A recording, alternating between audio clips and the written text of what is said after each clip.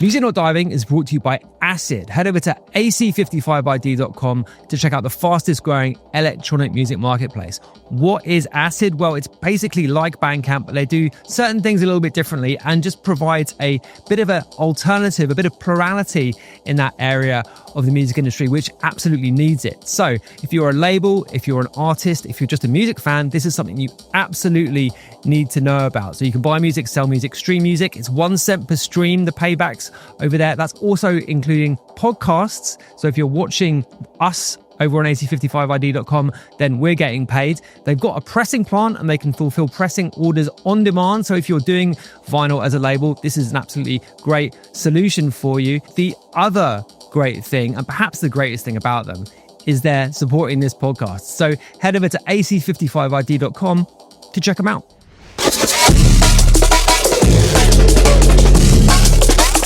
This is Music Not Diving with Scuba. On Music Not Diving this week, we are returning to one of our favourite ever episodes from our previous incarnation, the audio-only Not a Diving podcast. It is my conversation with an absolute legend of techno, Luke Slater. From last year, we were discussing primarily his album as LB Dub Corp entitled Saturn To Home, but we talk about all sorts of other things too, from the state of the techno scene right now to the history of acid house and everything in between. This is an absolutely great interview and a brilliant example of what the previous incarnation of Music Not Diving was. So let's just get into it, shall we? Without further delay, my conversation with Luke Slater. Brought to you by AC55ID. Luke Slater, welcome to the show. How's it going? Thank you for having me on, Paul. It's very nice to be on this pod. Is it a podcast? It absolutely is a podcast, yes. It absolutely is, yeah. Very nice to be here. Thanks for having me on. Excellent stuff. So I have a first question.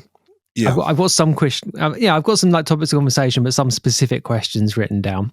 And I'm going to start with a specific one. Do you have a definition of techno?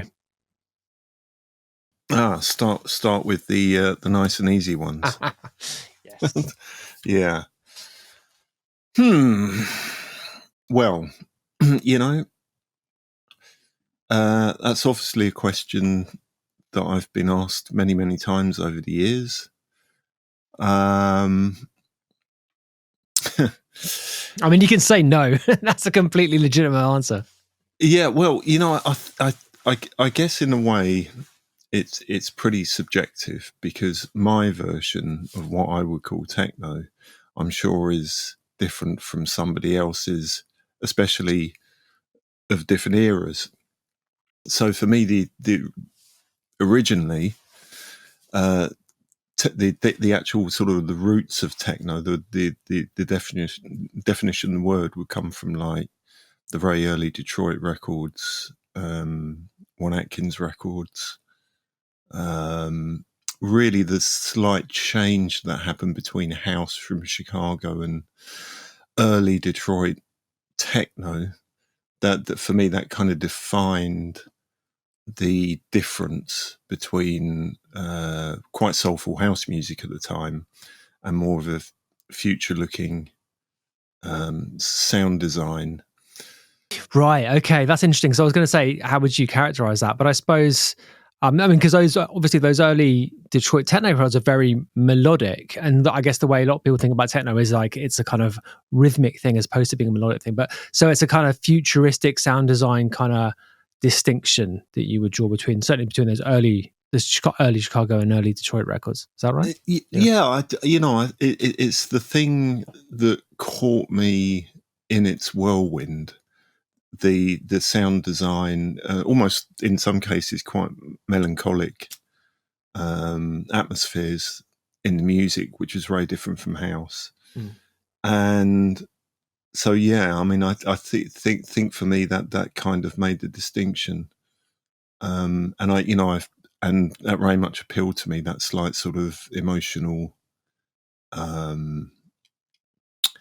sort of gazing from the top of the hill over a barren land. Right. Pictured in my head. Sure.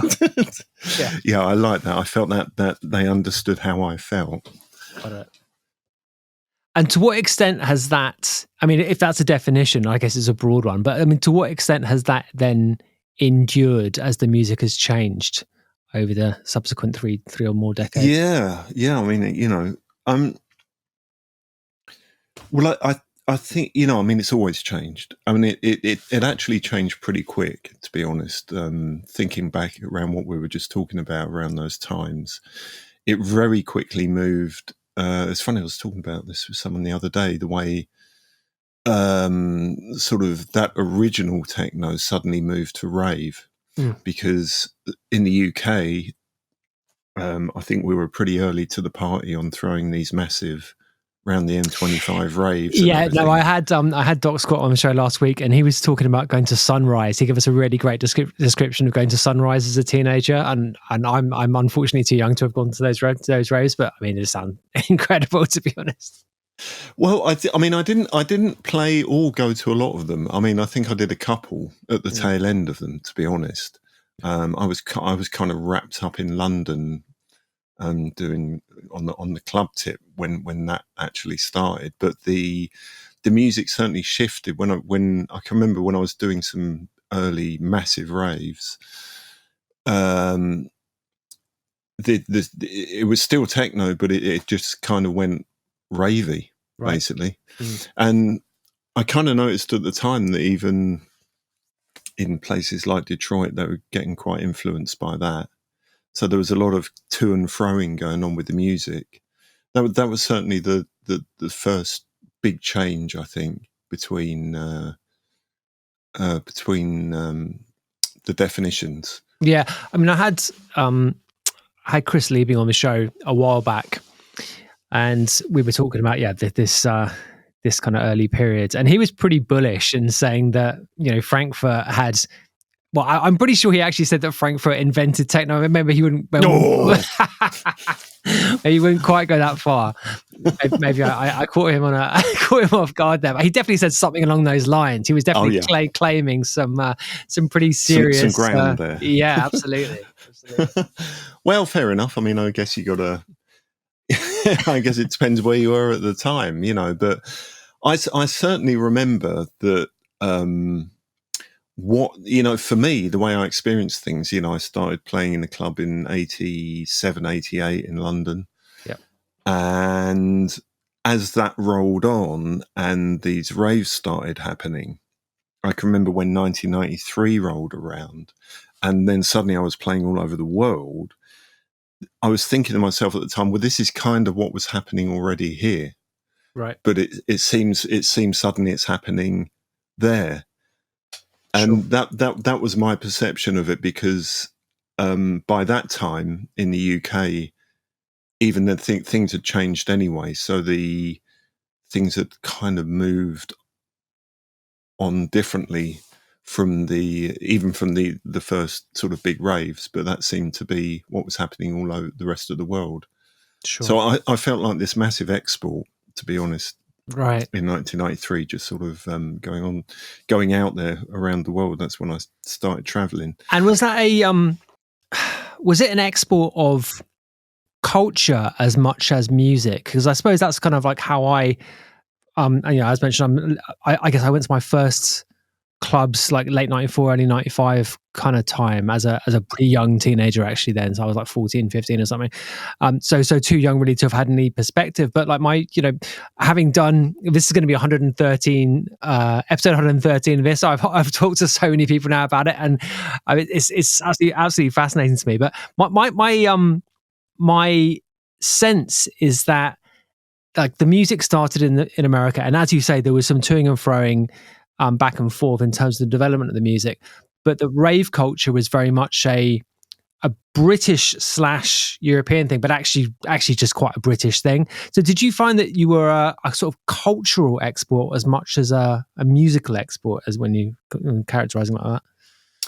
Well, certainly musical. From the outset for me, I can remember thinking what I wanted to do was write and release a lot of music. That was a number one for me. That's what drove me forward, and actually still does. But the DJing became part of that very early, involving the traveling. And that, to me, that seemed like a really good way of being able to broadcast what I liked and what I wanted to play. And what was that phone making a bloody noise? It's, it was a good way of sort of putting out there what I was doing and the other records that I liked. So the DJing was kind of enwrapped. Even though I was a DJ first before making records, my drive had always been to make a lot of records. I just didn't have the opportunity until a certain time. But getting back to, I'm sorry, I've totally forgotten the question, Paul. Well, no, I was just waffling on. I've totally. No, I suppose drawing the distinction between the music in isolation and the culture of rave and the kind of culture of acid house and all the stuff that went along with it. Like, so for example, I've had, I've talked with various different people on the show about, the kind of the various legendary aspects of the acid house movement, like, the breaking down of various bits of segregation in society and the degree to which that those are true. And actually, those have been confirmed to me by a number of different people now. So it really was a genuine cultural moment that transcended music, is the sense I have it. So the question was, to what extent, you said you felt like an export, but to what extent did you feel like you were exporting acid house culture as well as the music that went with it? I think the being British, I think had probably I think it has a lot to, at that time probably had a lot to do with it, because especially in Europe, coming from Britain was a bit of a thing. British musicians definitely have a kind of like some sort of like mystique, don't they? For some reason, I'm not quite sure why. Yeah, I've never actually worked out what a lot of people might think we get up to. yeah, right, exactly. Like, I know, but I mean, it's fine that they can think that. That's absolutely fine by me. Yeah, no, it's great, and it's true. A lot of great music does come from the UK, and with all the argy-bargy of the country that it's always been a very creative place musically. That's off the charts. I don't think you have to be British to say that's just a fact. But I think what pushed me was because when all the big raves started happening in the UK, because I'd been enwrapped in acid house culture before that, these amazing, places like Troll where everything was day glow and there was a mixed crowd of different races, different sexual preferences, all this big broad spectrum of people. Suddenly these massive raves that were happening in England were very, very straight. Everything was very mainstream suddenly. And, and as good as some of them were, there was a bit of trouble around some of them as well. And I remember thinking, this isn't really what I got into, but this isn't the reason I got into it. I got into it because of acid house culture when it was in the clubs, right? As opposed to rave, right? Yeah. As opposed to raves, yeah. So the rave thing, I kind of didn't really want to do a lot of UK raves, to be honest. I was sort of searching for the clubs, and then when the really early releases came out, and then people wanted to book me in Europe and the rest of the world, I thought, I'm going to go exploring, because I think there's a lot of different things going on out there I want to know about, and I don't want to be stuck under this kind of UK banner of raves. Sure. And as bad as that can sound, I kind of still think that to a degree as well. That it's a kind of, the culture should be worldwide. It should be. I've always felt like it needs to be shared everywhere, rather than being a sort of culture of Britain. How people might see that is probably totally different. So what like we've just laughed about, is the culture of coming from Britain itself is a strange one, because somehow there is this culture attached to being British, which can actually work really in your favour. Oh yeah, I mean, absolutely.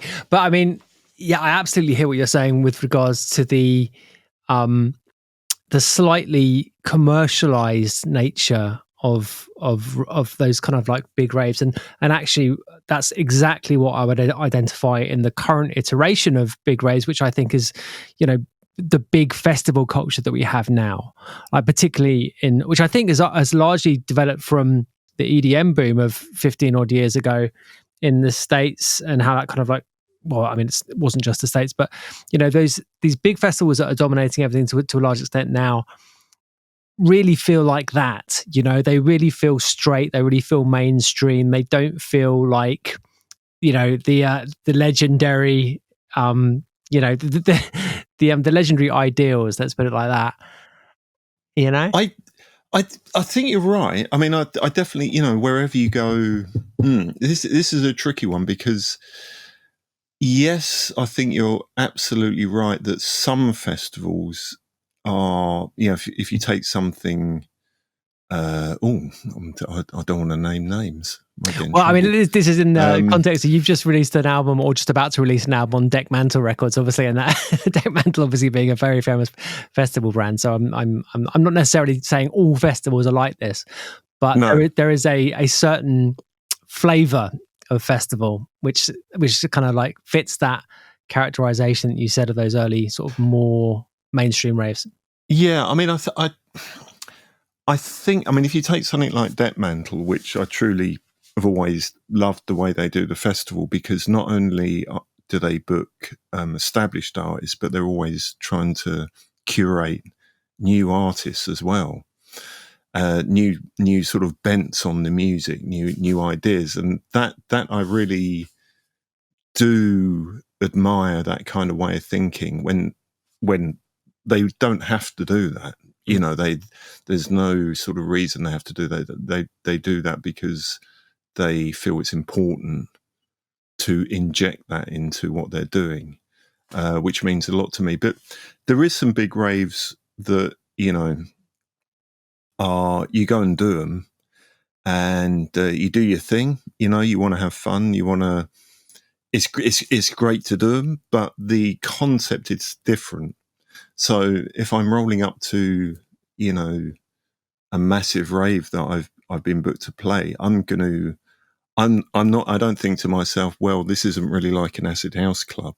Sure. This is a totally different thing. And to be fair, it's something that I've kind of developed a way of thinking and a way of playing that works for me and seems to generally work for the crowd. But it's totally unrelated to the original concept. Sure.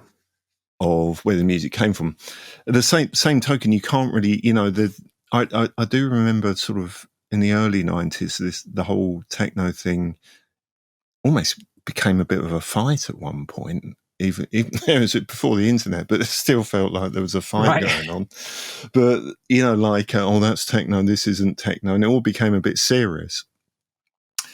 And let me just ask you about that. Like, what were who were the factions there? Like, who was the like, what were the warring sides in that particular argument? It's a good question, Paul. Who was the? Well, I can remember when the whole intelligent techno thing came along. Right. Okay. And I remember the name just slightly kind of put me off a bit. It's like, all right, so do you have to be intelligent to make this, or to? Was that before or after intelligent drum and bass? Was there intelligent drum and bass? I absolutely was, yeah. 100%. Really? Yes, absolutely. I never knew that. Wow. I'll have to ask Heidi about that, because that's her thing, drum and bass. Yeah, well, it's subsequently become known as liquid drum and bass, but like liquid. Yeah, it's like Fabio's. I think Fabio is the kind of sort of ringleader, having been, the very early kind of jungle. I think it was Fabio. This is a big generalization, but I think it was broadly Fabio trying to get things a little bit more jazzy and a bit more kind of like, palatable. Get a bit more groove in there. Yeah, exactly. Yeah, well, I haven't seen Fabio for years and years, but in the early days, I'd be on the same bill sometimes with Fabio and Groove Rider, because there was this crossover point where techno and it wasn't drum and bass, and it was sort of jungle techno. Yeah. Well, actually, I was gonna ask you about Rage, because you mentioned playing at Troll at the Yes. Sound Shaft, and Rage also started at the Sound Shaft, didn't it? Rage was in Heaven. I think the early. Oh, was it the early one? Was in Sound Shaft? They started off. The first few months were in the Sound Shaft. Yeah. Ah, okay. Yeah, it was. Well, it still is a great venue. Really, that it was certainly, that place, that whole club was my sort of teething place. That was pretty much my world, playing there in the beginning, and they did have some great nights. And I had Spectrum as well that ran there. So there was that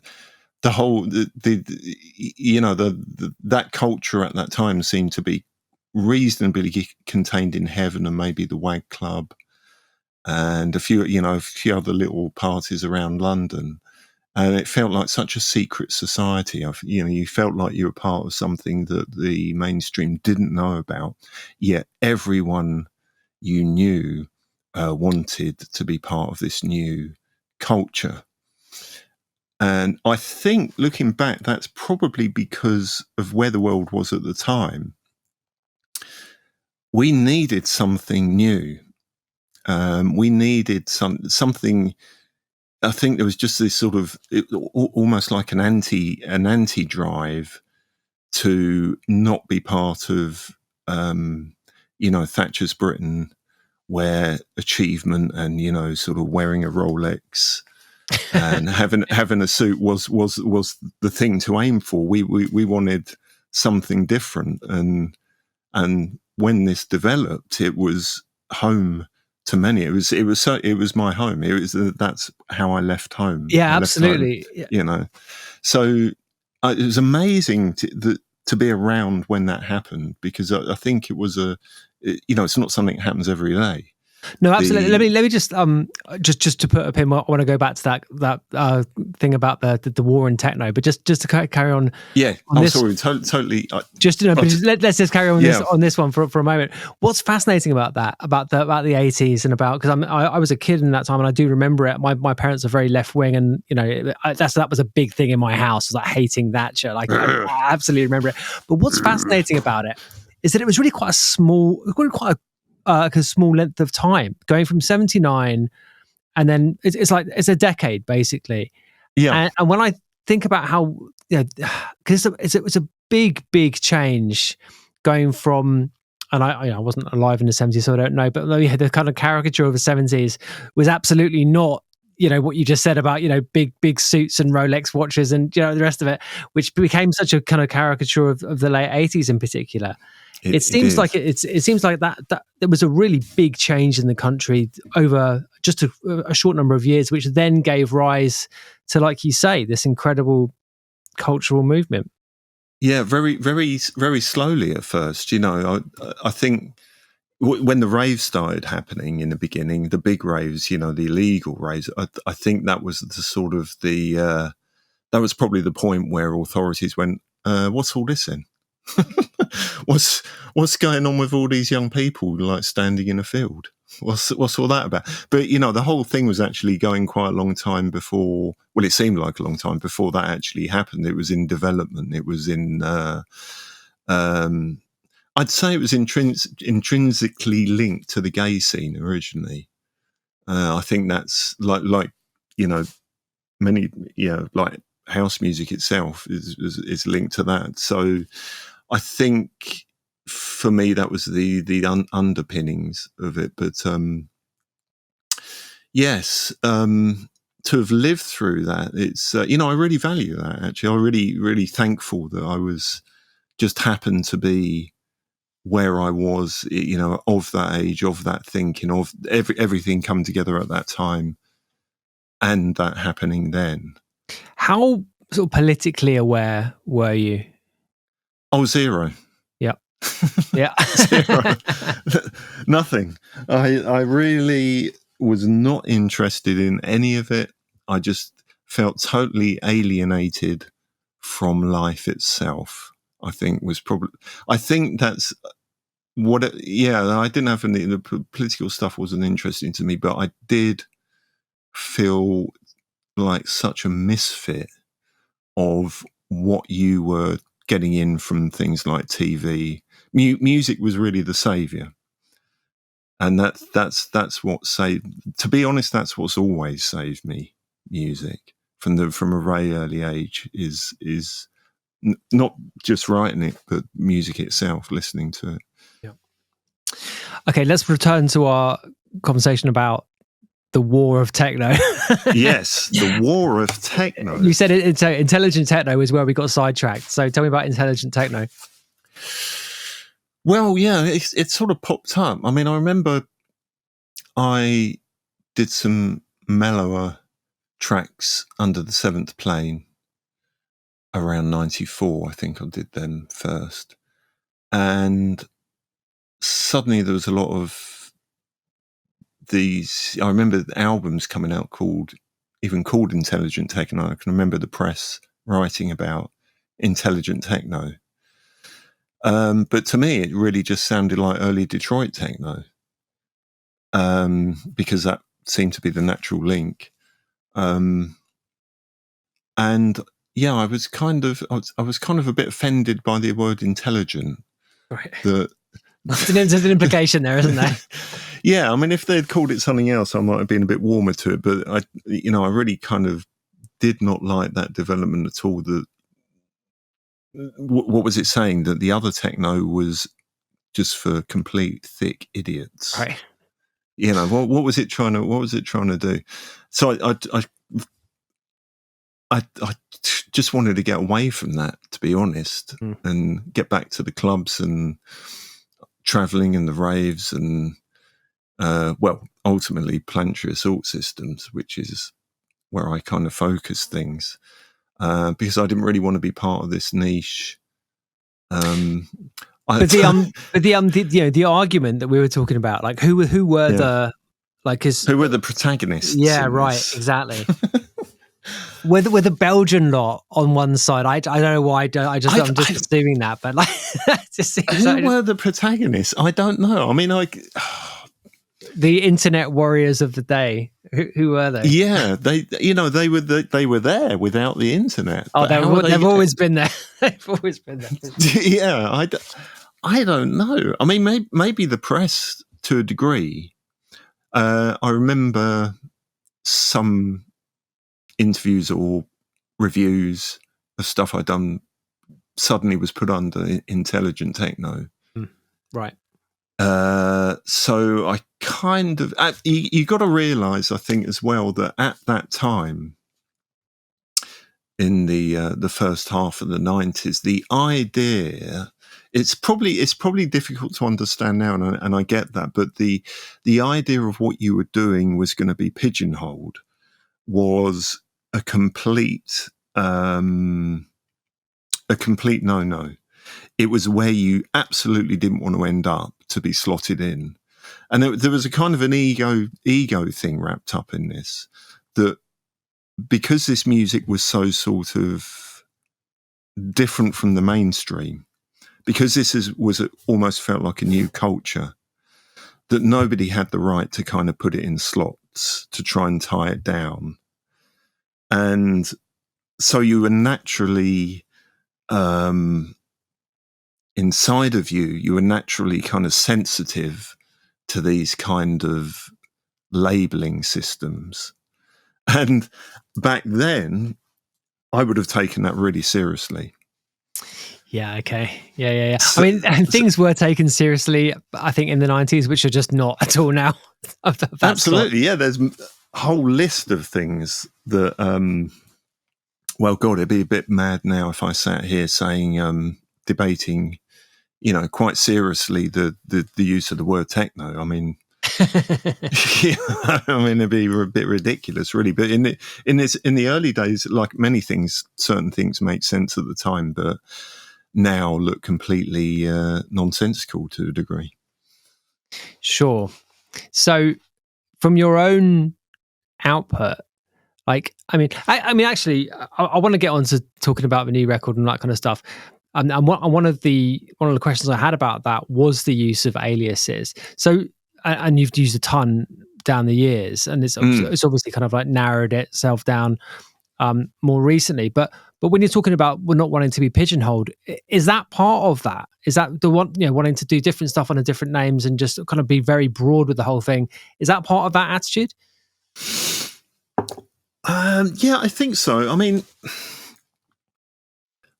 in the early days, it was very much a kind of underground way of thinking of releasing music without kind of putting a picture of yourself on the cover, and it all being very underground and very secret and to be discovered.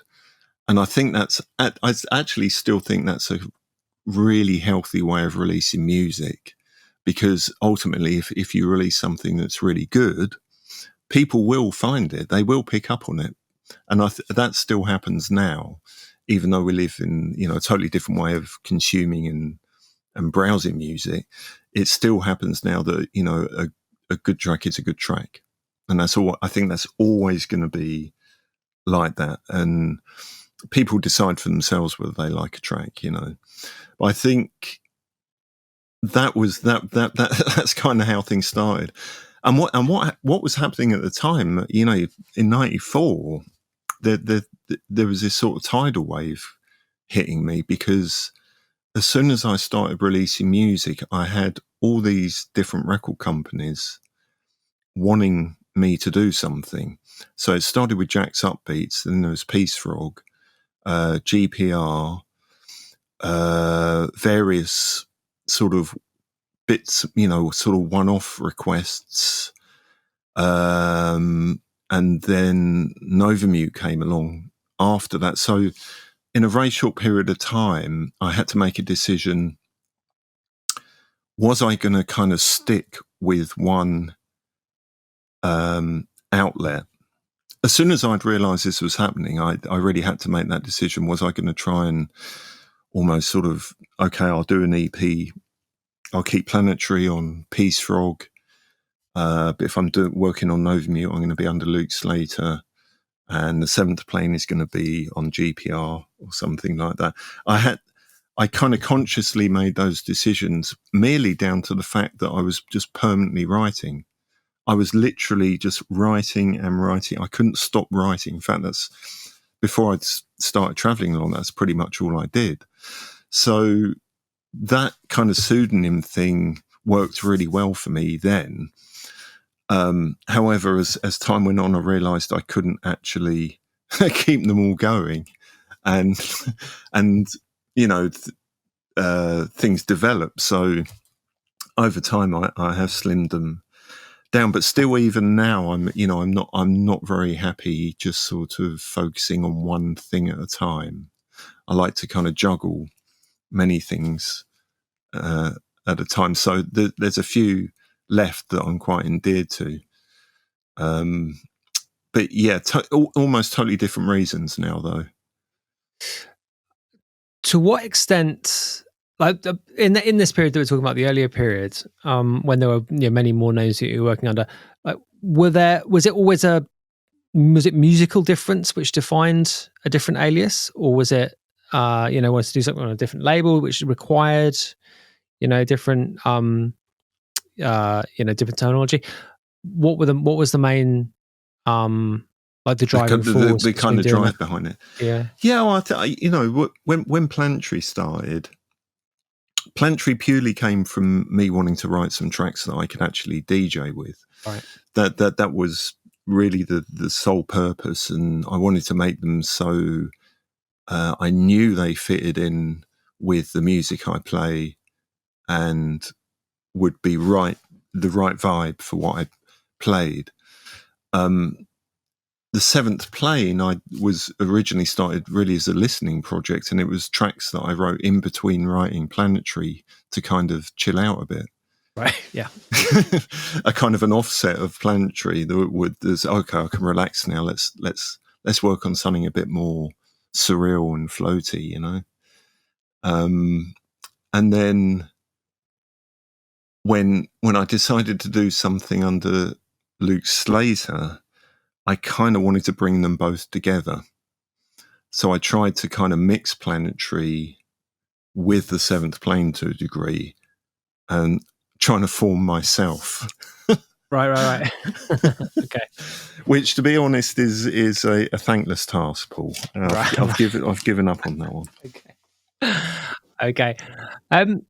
Right. Well, listen. Let's talk about the album, because I was listening to it this morning, and I actually love your LB Dub Corp stuff. Generally speaking, the previous album, Side Effects, I thought was just a brilliant piece of work, to be honest. Oh, thanks. And no, honestly, and then the first one as well on Oscar. So I already mentioned that the new one's on Deck Mantle.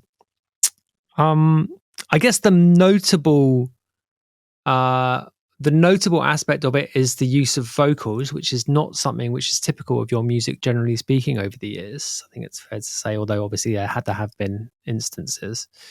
Was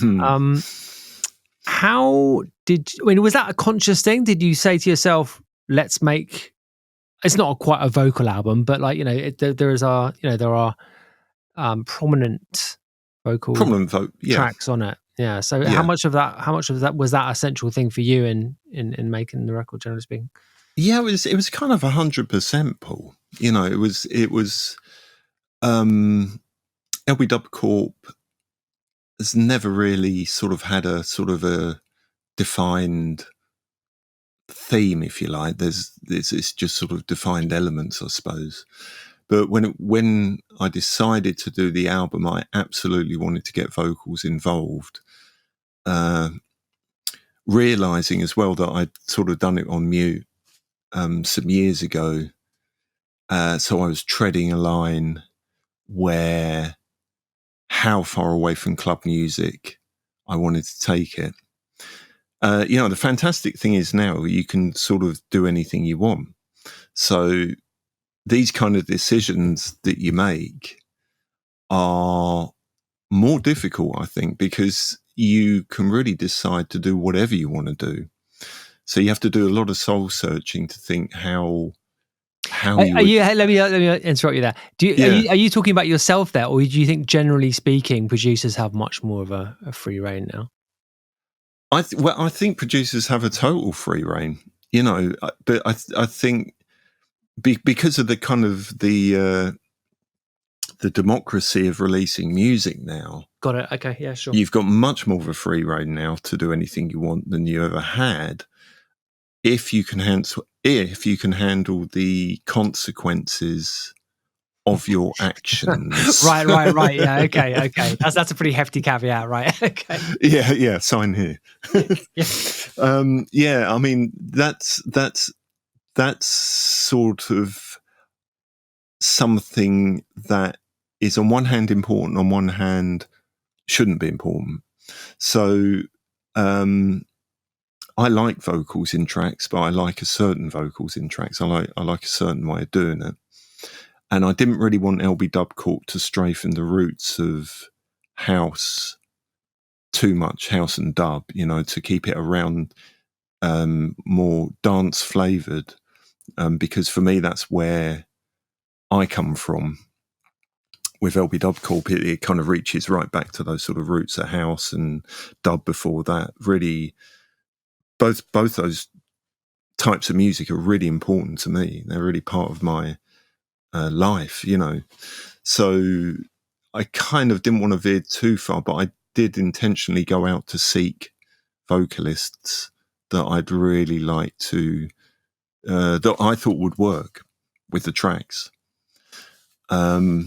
And approach that more in a way of kind of working together on a track rather than me sort of specifying exactly what they should do or taking a sample and just repeating that sample again and again and again.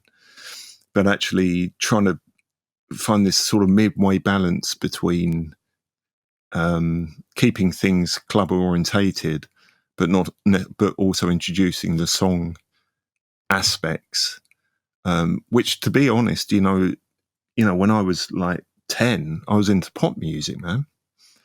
Like 79, I would have been like listening to Blondie and the Specials, and I mean, that's a certain kind of pop music, though, right? Yeah, is it? I just think that's good pop music, but that's Yeah, I think everyone says that about sure their past, don't they? Yeah, I mean, I guess those are pop bands, Pop bands, yeah. as opposed to the sort of manufactured studio type pop music, which can also be great, by the way. I'm not necessarily being snobbish about that, but you're more kind of like processed kind of outfit. I mean, you could I mean, I suppose you could include the Motown stuff in that kind of category. Do you know what I mean? Stuff which is but that's very that's actually really interesting, because that's always fascinated me as well, the way Motown did their thing. And that's very much a sort of production line, but it just happened that they were churning out really great stuff, Really, really, really amazing, amazing music. But the way it was handled wasn't that different to Stock Aitken and Waterman. That's exactly, that's but exactly. Which one are you going to talk about to people? Right, okay, yeah. Much better to say, oh no, I'm just into Blondie, but yeah. Blondie's a good, everyone likes Blondie, right? Yeah, exactly.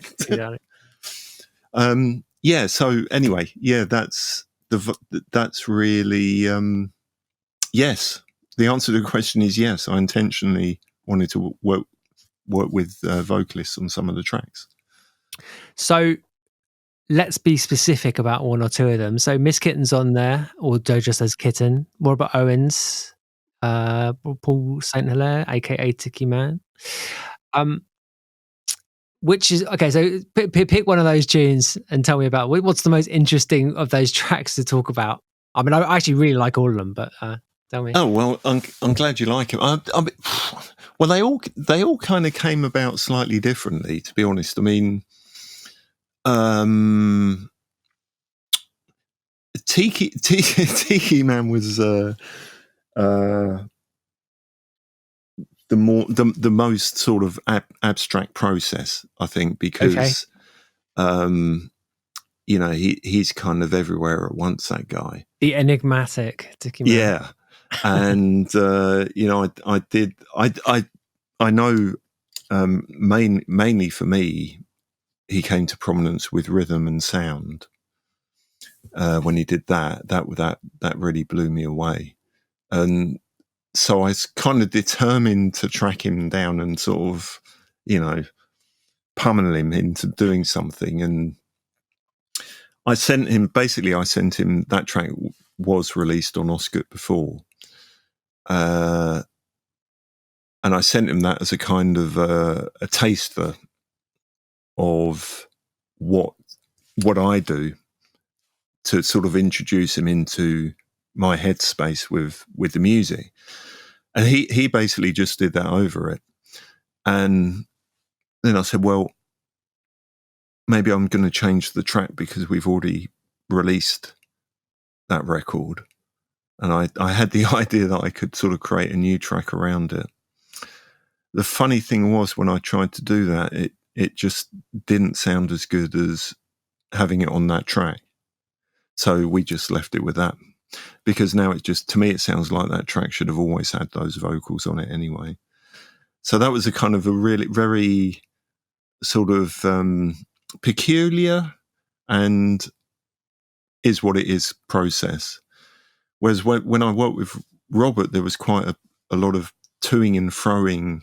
I sent him a kind of the demo of the track, very roughly laid out. I think it went on for about 15 minutes. And so this is what I've come up with. This is the string line. See how you get on. He recorded something like 15 to 20 vocal tracks with all the layering and the backing vocals.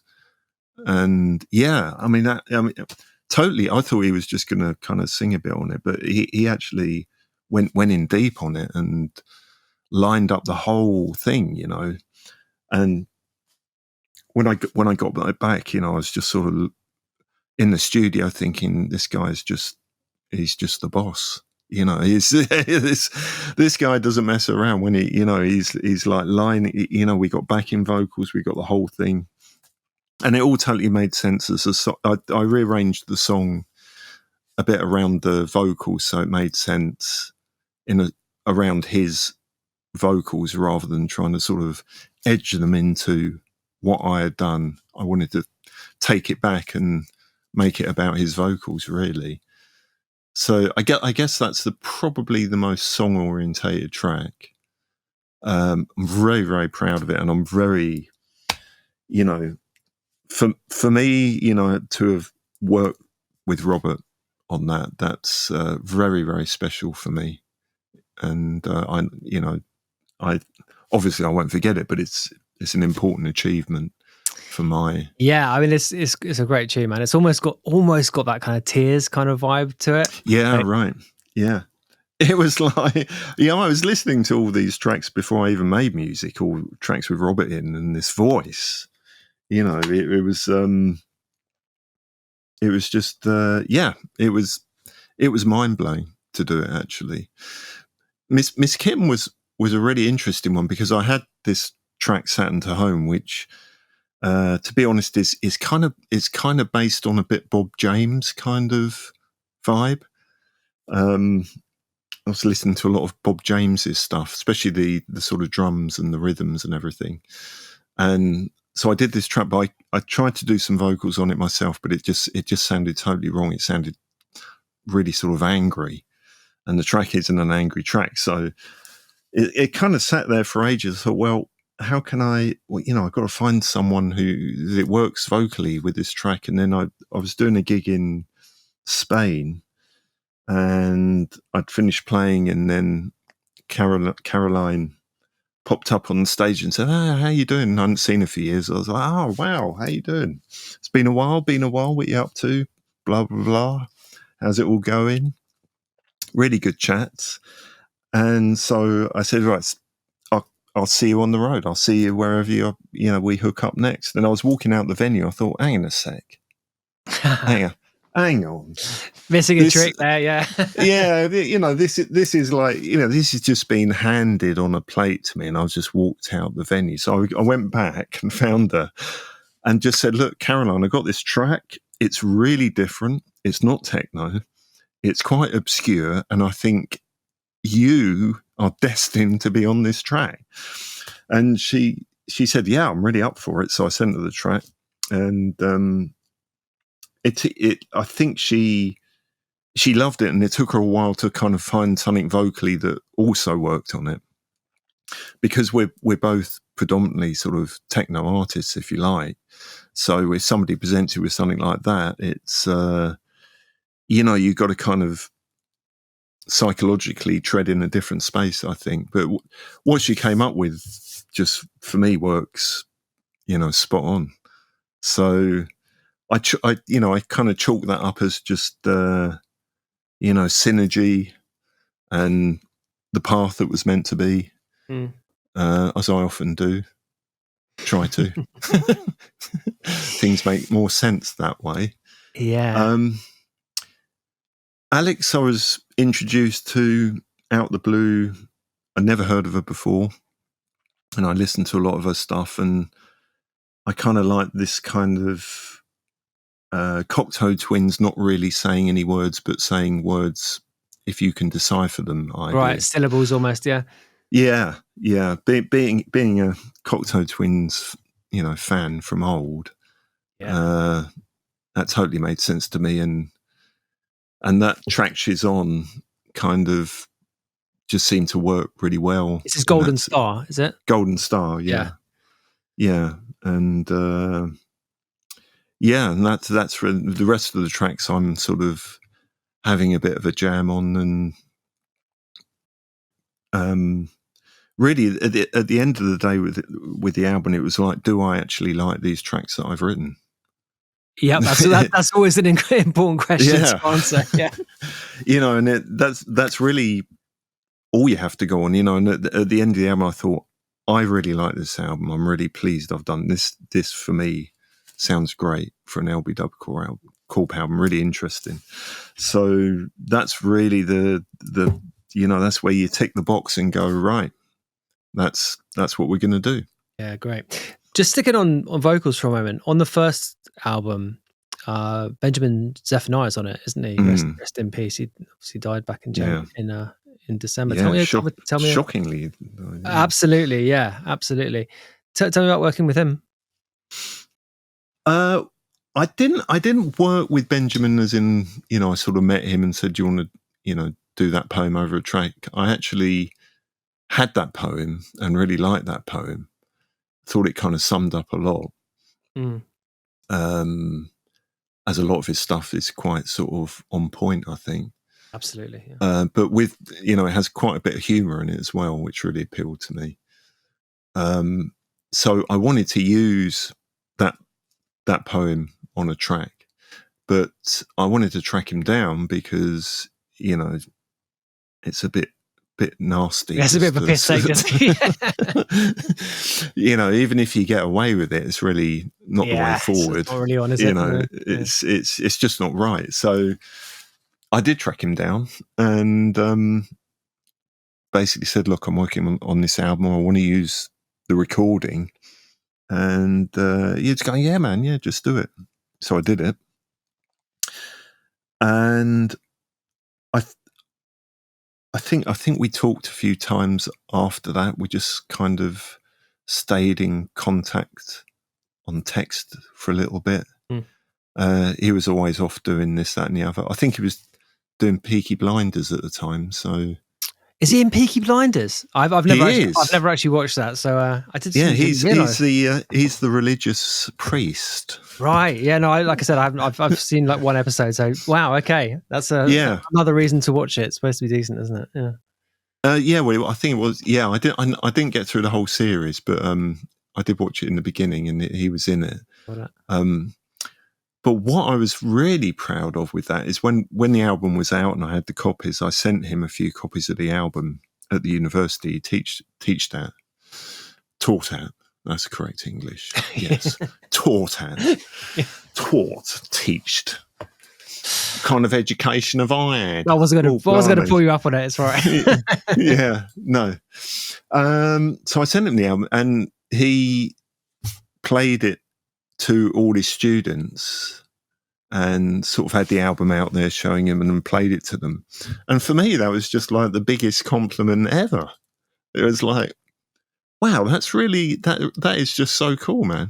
You're just, you're getting the album, you're using it in your vicinity with all the students. I thought, great. It's fantastic. Sadly, I was going to kind of try and approach him for this album, but he kind of maddeningly, he died, right at that point where I was thinking I might get in touch with Benjamin and hopefully he'd be into doing something again. But he went, so that was never to be. But yeah. Strangely, that kind I don't want to, this isn't a death album, man, LB Dub Corp, but on Only the Good Times, kind of, I always get into these kind of the way things link up in life things, but on Only the Good Times, so there's the main sample on there is a guy from Eindhoven, who also passed away. But the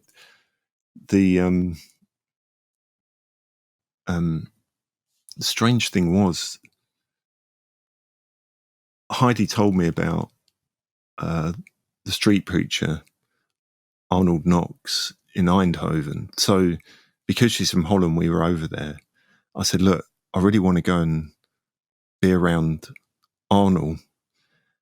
Because I'm quite into people who take on the streets like that.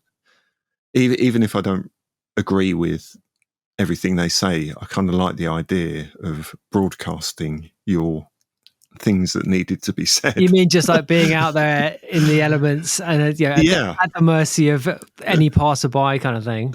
you can't hide behind anything. You're Yeah, kind that's of some stones involved in doing that, aren't there? Yeah, absolutely. So we went to see Arnold when he was in the middle of Eindhoven. He's a wheelchair. He was never a well man. He actually had an accident, I learned, that put him in a wheelchair, and he started preaching after that.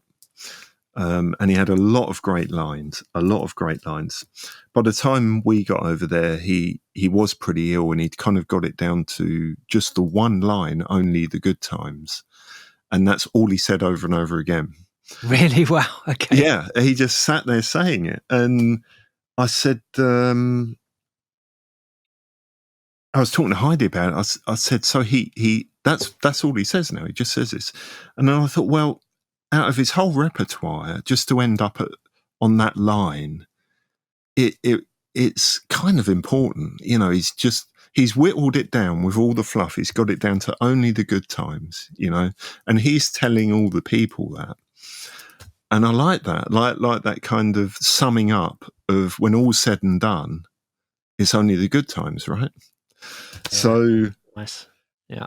I managed to get close to him and sample him, basically, record him on my phone. He kind of backed away from me a bit. I think he was wondering what this lunatic was doing, sort of edging closer to him and closer and closer. But I did manage to get a sample, forgot about it, left it on the phone for ages. And then I kind of started working on the track quite a while ago, and then he just died. So the track became this kind of, ode to Arnold. Requiem.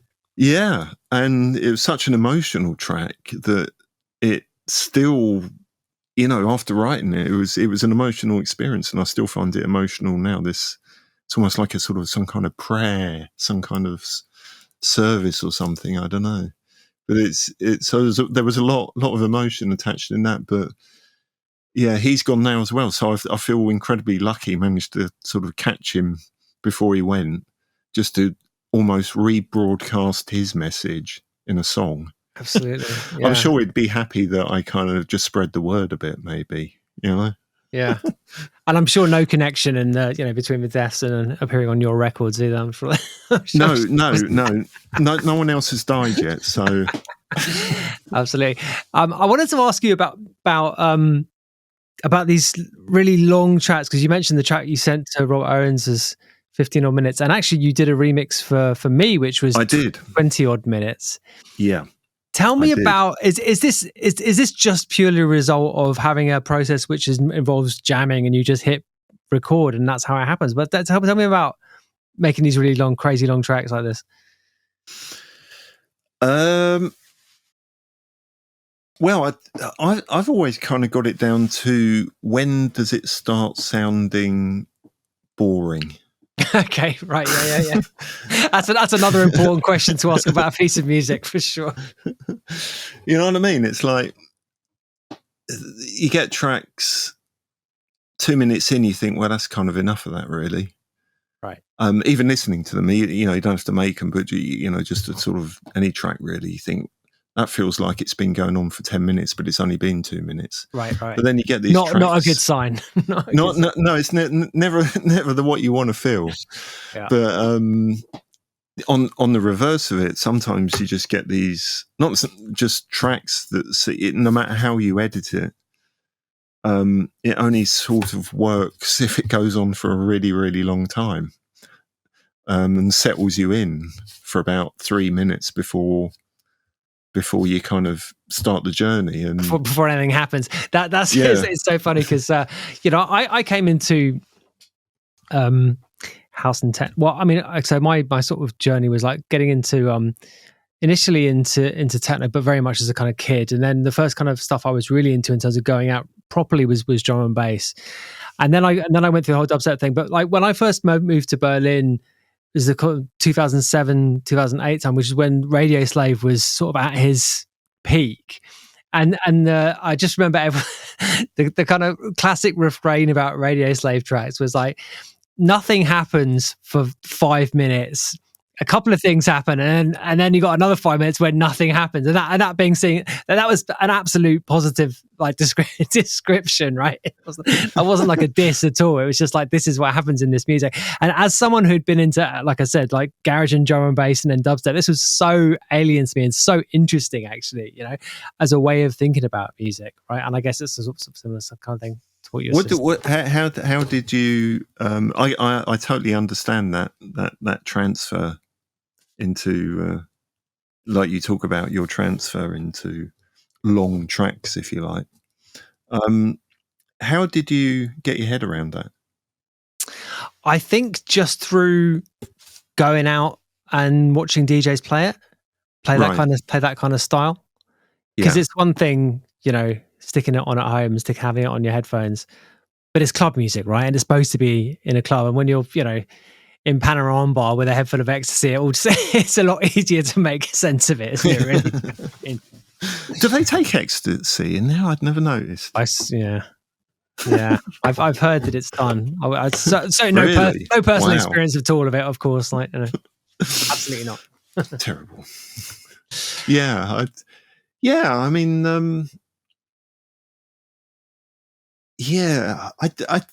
I think time is really it's strange like that. I think time, you know, it can. I do like a long track, and I also like long tracks where not a lot happens as well. Sure. So, well, like you say, sometimes that's almost the point, right? Yeah, sometimes it is. I mean, something has to happen, right? but more of a kind of subtleties are important. Sure. I hope, you know. Yes. Yeah. And but you know, you just talking about that's just sort of knocking me back to progressive rock, really. Right. Okay. But I don't think we should go there. Well, funnily enough, I had Steve Davis on the show recently, and he's a big progressive rock guy. Yeah. Oh, right. Okay. Yeah, in a big way. He's a big Magma fan. Are you familiar with Magma? Oh, no. It sounds progressive rock. Yeah, it certainly does, doesn't it? I wasn't either. But in, you know, doing a bit of digging around before I did that episode with Steve, I listened to some Magma, and it's as progressive as rock can get, I think. Oh, wow, really? Yeah, I'd recommend digging in, having a go. Yeah, I'm just looking it up, actually. Since you mentioned, in fact, no, I mentioned Panorama Bar. You've been playing for those guys since the very beginning, right? I have, and before that, Oscar, before Bergheim was that's formed. Tell me about Oscar. Actually, one of the things I really enjoy doing on this show is getting people to describe in detail clubs that they played at that perhaps the audience wouldn't have experienced. So I don't think we've ever had a good description of Oscar. So tell me about Oscar. Of Oscar before Bergheim? Yes, the original, the OG. Ah, right, yeah. Well, it was kind of the same, but in a different... I know it's not actually going to be that revealing as you think. It was basically the same crowd in a different venue. I remember... What was the venue like? From what I can remember, it was smaller. It had a few podiums, and the DJ bit, because the last show I did, there was a live show before it closed, seemed to be in this kind of pit, which may or may not have had wire across the front of it. Okay, like sort of like Trezor. Yeah. It was a lot smaller, but it was dark. It had very much the same atmosphere as Bergheim. Very sort of mixed with Panorama Bar. I suppose if you mix those two together, that was right. And slimmed, you know, sort of slimmed down the people. That's the vibe. But I remember what the last gig I did. I can't remember all the gigs I did there, but the last one I did there, I walked in and the DJ. I was doing a live show, and the DJ who was playing before me was kind of playing not house, but kind of sort of not sort of banging techno. It was just grooving along at a faster pace, but nicely. And at that time, that was really sort of quite a thing to be in a club where it wasn't just banging all the time. It was sort of like this build up, and there was groove involved. There was this sort of panorama bar kind of vibe to it as well. And they could handle anything, you know. Everyone was just open to it all, and so that it wasn't, you know. You had other clubs that were sort of straight techno at the time. I suppose, I don't know, was Treaser still around? I'm not sure. I can't remember. But, yeah, what year are we in? We must be in 2004 or something. 2005, 4. Yeah. So yeah, but I think Berghain opened in 2004, didn't it? You mean the current Berghain? Yeah. Is that right? It's all 405. Yeah, something like, it's either 04 or 05. Yeah, yeah. So how long was Oscar going for before that? Oh, that I don't know. Can't have been more than a couple of years, though, I don't think.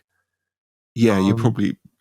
Yeah, I don't remember it very far back. So yeah, I think you're probably right. So basically, what the kind of period you're talking about, minimal certainly hadn't really kicked in yet. It was still hammer and tongs kind of bangers all the time. Yeah. A techno club was a techno club, if you like, and right. Okay. Yeah. And house shall never meet. Right. Yeah. When did you first play in Berlin? I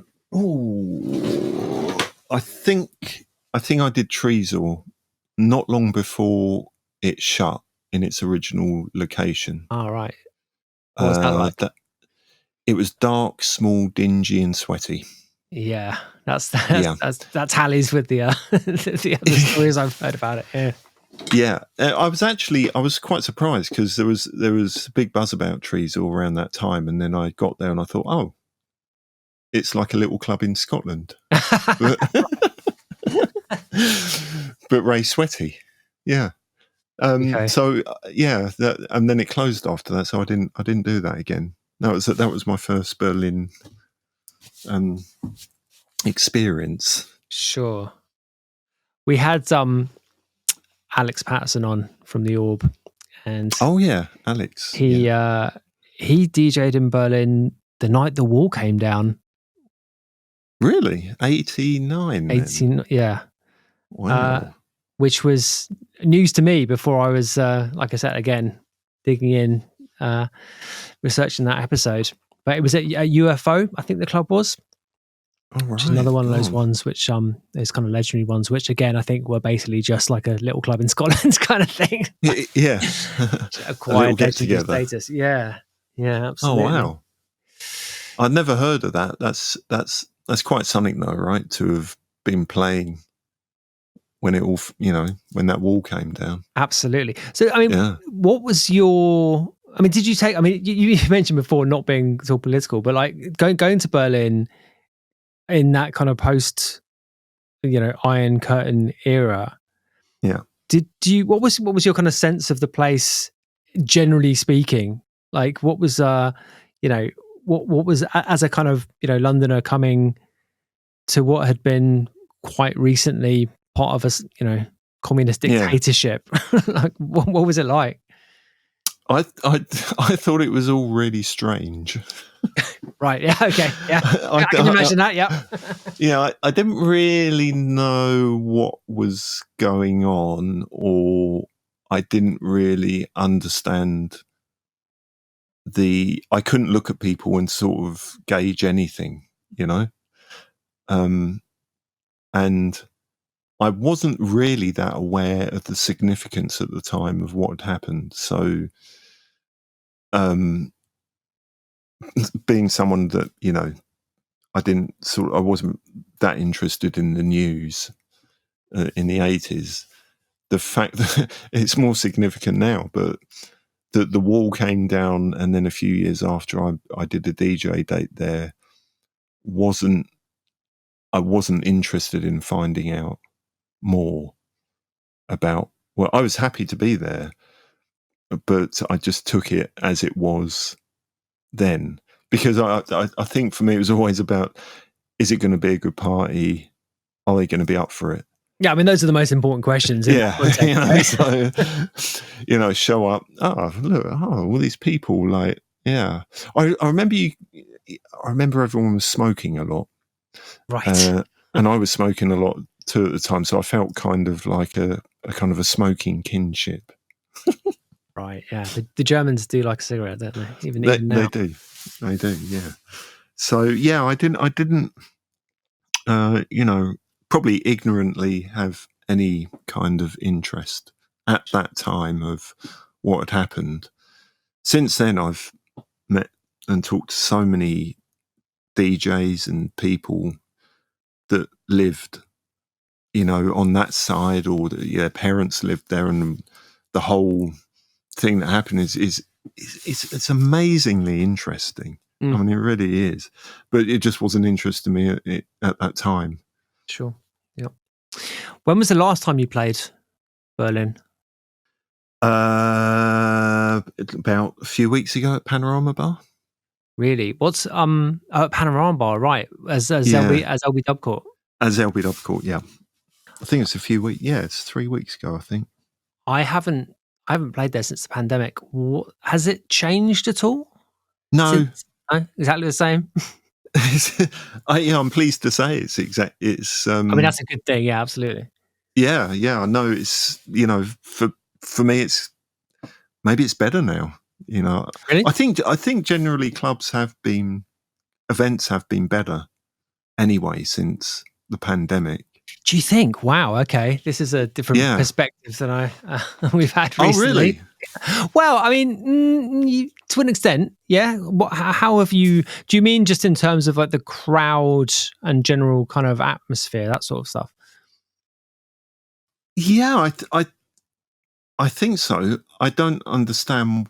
When the pandemic ended, I knew there was going to be this sort of outpouring of any gigs you do were going to be absolutely bonkers. Yeah, sure. I think everybody kind of probably thought that as well, and people needed it.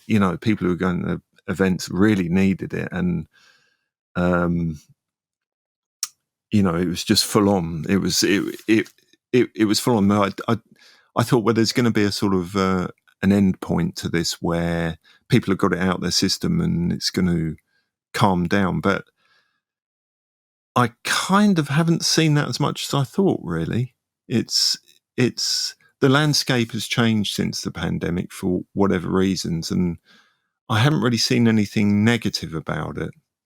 The result of the world that we inhabit with clubs and events and music and everything. I hadn't, even though there was casualties along the way, and not speaking for what people in power are doing to clubs in cities and shutting them down and all this kind of stuff, which I think is a totally different topic, really.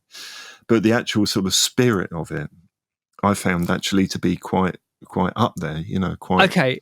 Is it a different topic entirely? I mean, I think one of the things that has changed, or a broad trend, which I think has picked up since the pandemic, has been festivals being more popular than small clubs, and small clubs closing down. There's multiple factors there, right? It's rates, it's inflation, but it's also, I think, that the audience has shrunk for that sort of thing. Is that something you've noticed much in terms of, I guess, audience expectations of who wants to go and see? I think it depends where you play. I think that's probably true. Yeah, I mean, I think there's definitely some truth in what you say for a variety of reasons affecting that. I've never been a fan of the way sort of cities get over gentrified and the developers move in and take away the culture. And that's been happening for a very long time. It's not a pandemic. That's a decades-long process, actually. Yeah, it's a slow drip, and you know, when that's siphoned slowly away and it leaves a city kind of devoid of creation, really, because these kind of dens, these kind of buildings, these kind of places where things are created and invented are really important. And if you're like sort of 18 years old and you can't afford to live in a major city and hang out at these little dives and like create these little things, you just move out the city and you're left with basically a potentially nice looking but very devoid of soul city. And that I find absolutely, you know, heartbreaking. And it's happened in London a hell of a lot over the years, which is sad. It's really sad. And I always have hope, you know, I always hope, yeah, but that's happened, but it's gonna turn back. It's gonna, you know, the whole everything. It's gonna flood back because we need it. But so well, that's sort of what I was getting at there with the potential for it to come back. But you know, there needs to be people who want it as well as the opportunity for it to happen, right? And I think to a large extent, the audience, certainly the younger section of the audience for dance music, really associates this music now and the experience of this music with a festival experience as opposed to a, you know, small dark room with a smoke machine kind of thing. I think it's a bit of a problem, to be honest.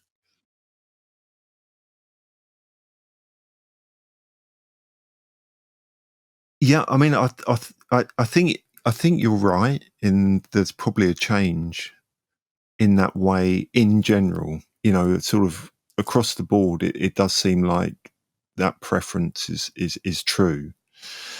But I tend to think in a kind of a different. These kind of things come along all the time where something changes, and it's a bit too easy to go, well, it used to be like that, and now it's like this. Oh yeah, sure. I mean, there's obviously a danger of like it used to be better in the old days, which obviously you have to guard against that when you're making that kind of comment. You know, I think you do. I mean, I think there's going to be a lot of opportunities for small venues going. I've got a feeling, you know, technology and inventiveness will always find something art related for small venues, whether it's in the form of a DJ playing to a crowd. That's another question, because I think you're right. There is a big shift in general to huge gigs, and you know, I'm not a hypocrite. I like doing the big gigs. You know, but I sure, also absolutely. Yeah. I'm not saying there's no place for that, like at all. I mean, absolutely, they are fun to play for sure, and they're fun to be in the crowd for as well sometimes. But not to the not to the complete detriment of everything else. Yeah, but you know, what can you if you have a venue and no matter thinking with a kind of promoter's head on. If you got a venue and then no matter who you put on there to DJ, people don't come, then what are you going to do? Because it's all about the people coming, isn't it? That's exactly my point. Yeah, completely. You know, you can't sort of tell people what they're going to do. They just decide for themselves.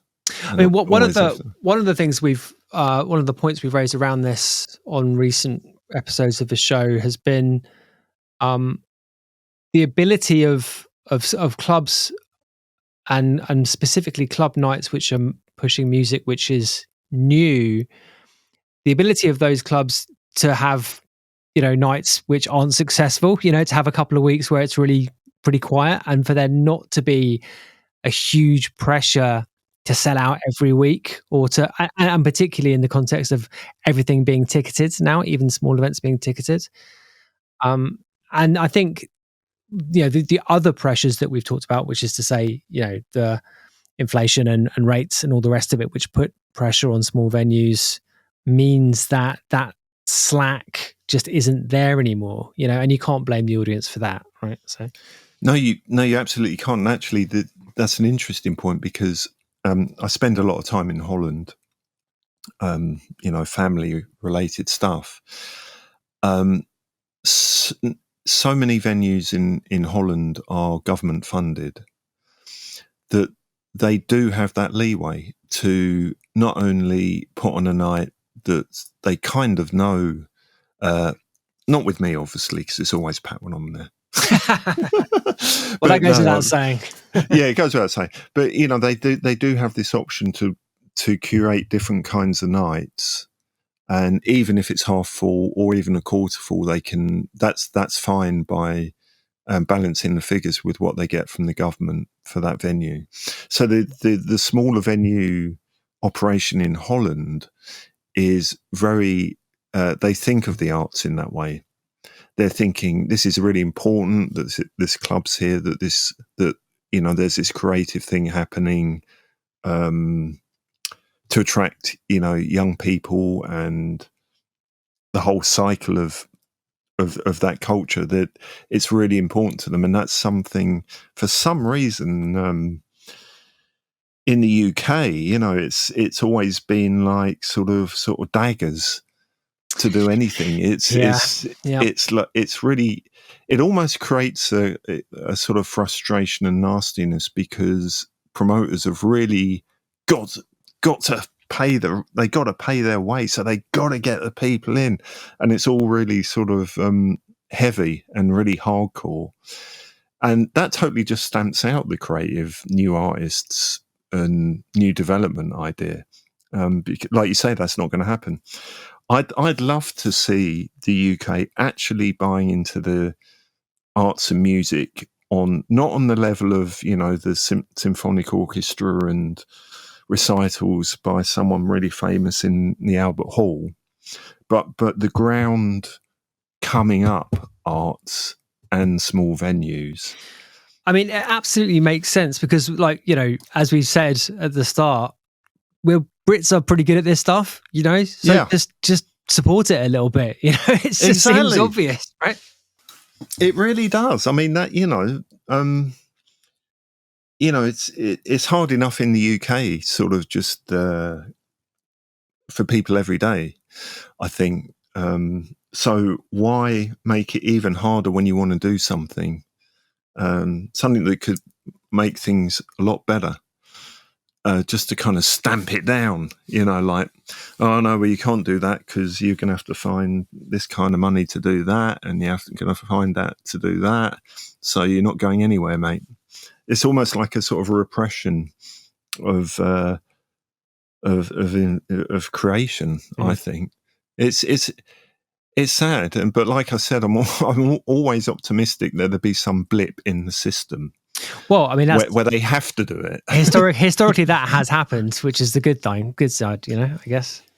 Yeah, I mean, it does happen. It usually happens for the reasons I've noticed. These things normally get carried out as a side effect because they have to be carried out, rather than sort of like, I'll tell you what, let's really support the small venues and music, and let's really support that. It's more of like, well, we better do that because we want to get the votes, or we want to, there's an angle to it. There's always an angle to it here. But however it happens, I don't think, I hope things will change, well, new government coming soon, probably. So there's a chance. Hey, another government. Well, I mean, there does have to be one, unfortunately. But there does, yeah. Well, Belgium did all right without one for a bit, didn't they? That's true. That is true. Yeah. In fact, yeah. Okay, so you mentioned that not much has changed since the pandemic. I mean, one thing I think has changed quite a lot, and that's the kind of music that gets played sometimes in certain raves, certain clubs. I'm talking, of course, about hard techno. The question I wanted to ask was, it's often said that this is just a rehash of a previous era of hard techno. So can you put some meat on that particular bone? Is it just a rehash, of something that happened in the late 90s, or is this something new? And Yeah, it is a rehash, but they don't know they're doing it. okay. It is totally a rehash of that, but what was the first thing exactly? The first iteration exactly? Because I've tried to put my finger on it. I mean, it sort of reminds me a bit of that hard house kind of era, but it's not quite that. it's it is. I think German based. I'm trying to think of some labels that could kind of represent that in the best way. Yeah, not Heart House. What were the other labels? There were some other labels around that time. It's a good question, Paul. I wish I could rattle off. You definitely got the right sort of timing on it. I think the 1991, 1992. Is it that early? Maybe. Right. Okay. Yeah. I think so. Yeah. I mean, yeah. I mean, I think as far as I can remember, there was the sort of. I'm really trying to think of that other label that really sort of represented that. There was a couple of labels from Germany that really went for that sound. I mean, there was sort of like fast acid music around that time, like on Jack's Upbeat there was can't remember their name, Acid Junkies maybe. There's a lot of that kind of like hard stuff, more acidy sort of based, but there was also this kind of trancey sound that was from Germany, which wasn't really my bag, to be honest, but it was really popular. And it's kind of, and it was really fast. Well, to be honest, I was playing fast then as well. I think everyone was, weren't they? Everyone was, yeah.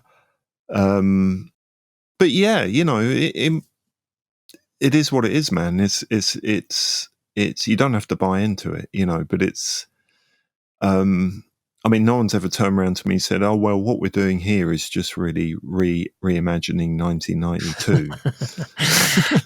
Are there parallels, like other parallels, cultural parallels between the two eras, which might explain the popularity of such music? I think I think there's probably a tribal aspect, and I get that. I really get that. That sort of part of a tribe vibe is always important. Yeah.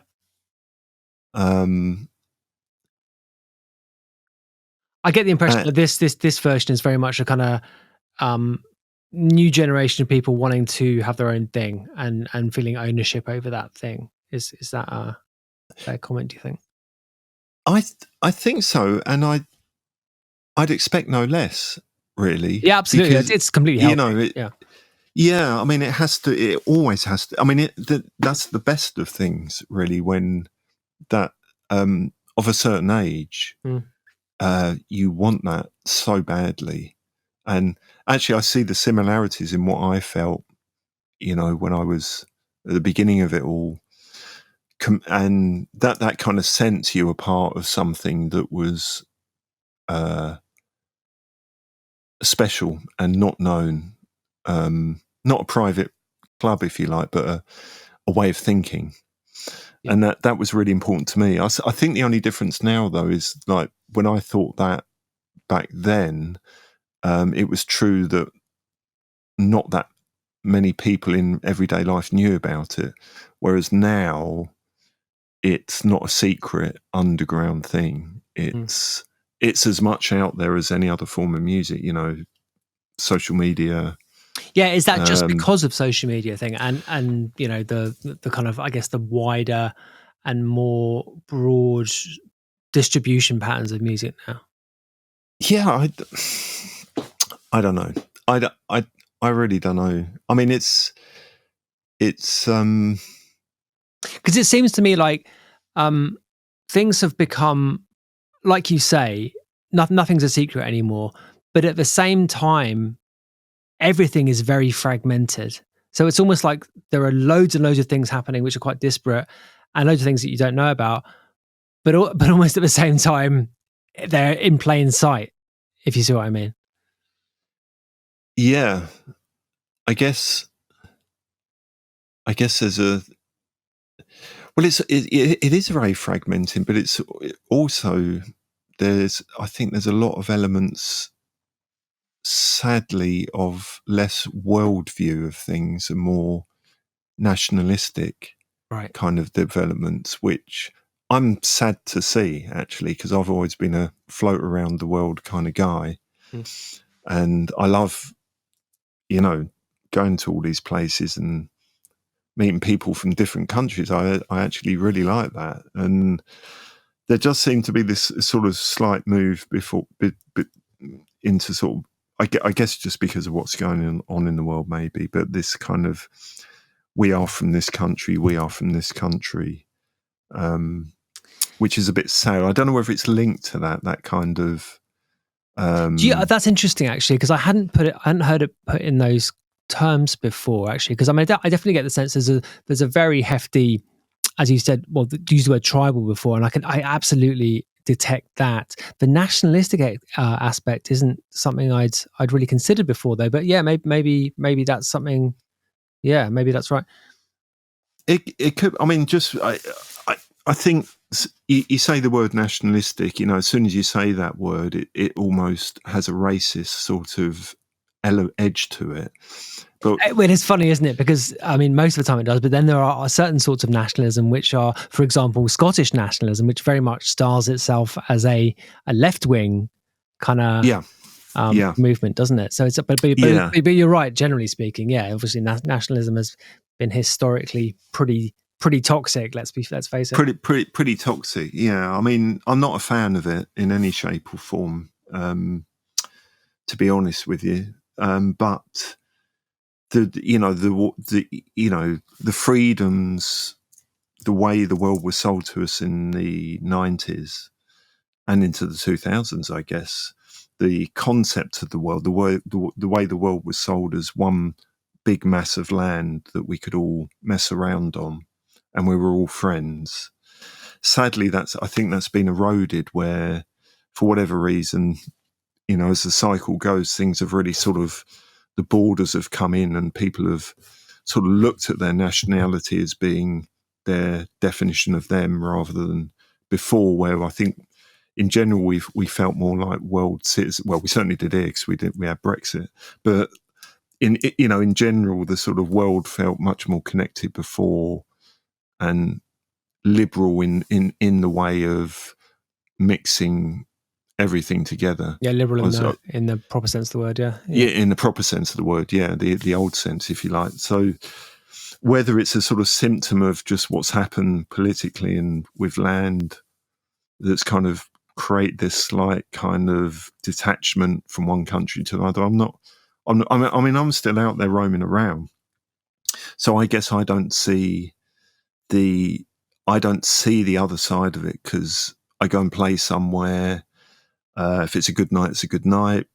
Spain, Belgium, whatever, it doesn't make any odds to me. But I think maybe if you're a musician or you're just up and coming in a country now, I wonder whether there's sort of more of attachment to that country rather than thinking more worldly about what you're going to do. Sure. I mean, I was just in China, actually. I was in. Oh, really? I've been there once before, but I was in Shanghai for the first time the other week. Wow. And yeah, I mean, so I've been to Beijing before, and the sense that I had with Beijing was it was very it felt almost hostile as a kind of as a place. Yeah. I mean in a very subtle way. I don't mean that. It just. I mean, you really felt like I certainly really felt like as a Westerner, in a place that wasn't the West. But Shanghai, totally different and very, I guess, more internationalist, I suppose, is the right way of putting it. In the way that, like you say, those old kind of like 90s ideals that we all got sold and absolutely felt real at the time, and looking back on them, they weren't quite what they seemed. I think it's probably fair to say. No. But when you go to one of these kind of big international cities, that kind of mentality sort of endures, but then you realize you're in a communist dictatorship, and like actually this is a complete mirage, right? So, but fascinating place, and the club that I played was like, it was very, very gay, very, it was just a banging techno club. Do you know what I mean? Could have been anywhere in the world, like genuinely. So it's fascinating. Yeah, these the extent to which this, to go back to what we were saying at the very start, this quote unquote culture is absolutely, I mean, you can put it anywhere and people instinctively apparently vibe with it, That's something I've always found amazing, and always been, I don't think proud's the right word, I'm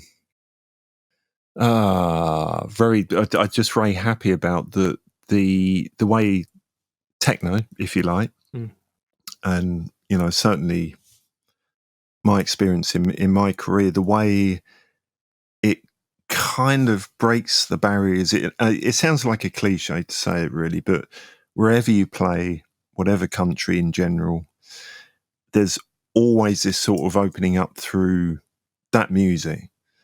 And it's not, because the music isn't song based, so it's not like a band that's famous going to play in another country and everyone knows the song. This is a form of dance music that's crossed every boundary in the world, and drum and bass never did that. So it has, it is around the world, drum and bass, but not in the same way as techno. In whichever form, I guess, it's just sort of become a common language, I think, and that makes me extremely happy. Because I don't speak any other languages, so right, the language of techno, yeah, the language. It sounds like, I know it sounds very sort of cliched and sort of thing, but it's true. It really is true. I think you're right. I always saw it as a worldwide movement rather than being a UK movement or a German movement or anything like that. Regardless of its roots, because I think its roots are, you don't, people should know where the music comes from, but they don't have to. You know what I mean? It's not like you don't have to know that. It's been so many decades now that that where people who are interested will find out about that. Sure. Luke, this has been great. This has been awesome. I've got my been a good chat, man. Totally. I've got my customary annoying last question for you. It relates to my first question that I had. So give me a few tunes. Give me like 2 or 3 tunes, which, in your opinion, sum up techno or best represent techno. Oh, all right. I was going to say, what are the best 3 techno tunes, but I think that would have been too harsh. Best 3 techno tunes. I mean, I always plump for, the first one I always plump for is Rhythm is What It Is. For me, that was the kind of the summing up of that era of techno, the early techno. Strings on it, just this melancholy pad. It's the rhythm. For me, that was everything as it should be. So, Rhythm is What It is for me a very important. I just love it, man. I think I played it in the Panorama Bar again. Nice. A few weeks ago. I just can't stop playing that in those sort of places. But now let's think. Got to move forward a bit. I suppose if you go into the sort of rave, when techno became more ravey, and I had to sort of plump on a record that was extremely popular but good, I suppose I could say sort of Outlander, the Vamp. Okay, yeah. Well, I haven't heard that in a while. Yeah, I mean, many. It's a famous track, and it samples that Landlord. I Like It. Getting a bit muso, but it's the sample from Landlord. I Like It. But it was just such a sort of. It was just sort of the track when that track came out. It was quite defining in sort of what rave techno could be.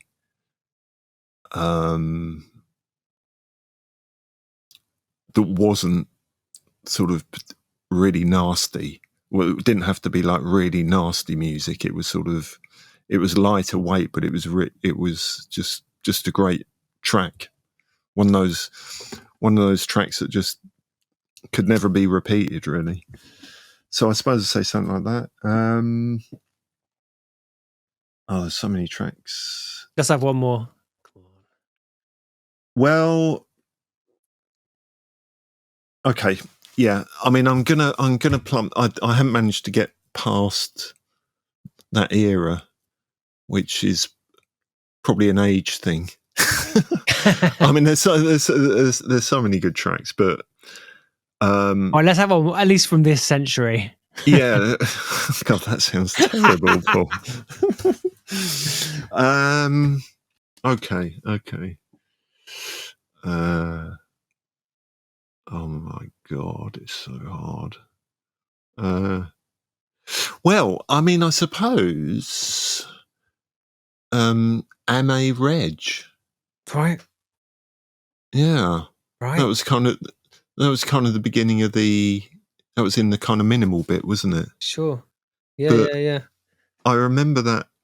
That was just such a great track. It was. I think that was the only track from that era that I actually thought was good. From that, from that sort of that swath of minimal nothingness. Right. And were you not a fan? Not a fan of minimal? No. It was okay, but it was like just so boring. Well, that's the test you got to pass, right? If you're not passing the boring test, right? Yeah. But then A Reg was around, and I thought that really is a top track, man. And so that kind of summed up that period for me. Yeah. But God, there's thousands of tracks. Of course, Paul. Absolutely. Well, listen, Luke, thanks so much for coming on. Been great. Thank you. Thank you, Paul, and take care today.